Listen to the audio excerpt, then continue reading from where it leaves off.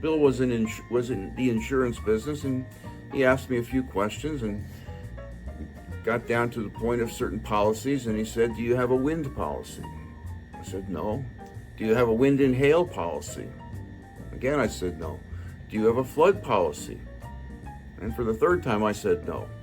And he shook his head just like I just did. And he said, "Well, I recommend you look into these policies." And I said, "Well, why? The mortgage company didn't require them." And he said, "Well, let's just imagine you have a claim.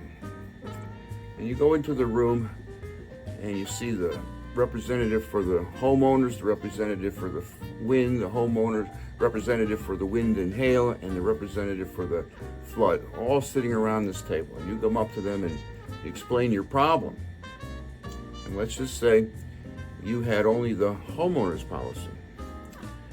Well, the homeowner's policy is going to, now imagine you have policies with all of these providers.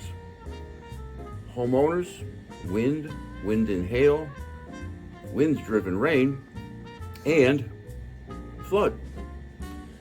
And all these policies, other than homeowners, have some component of wind in them.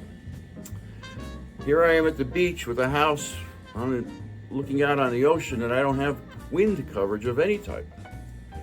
So quickly I purchased the wind policy, the wind-driven rain policy, the wind and hail policy, and a flood policy.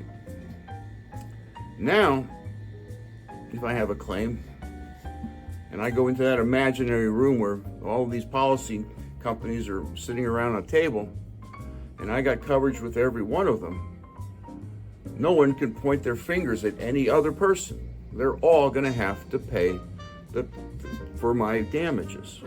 And it's a recommendation that I would make to you as well.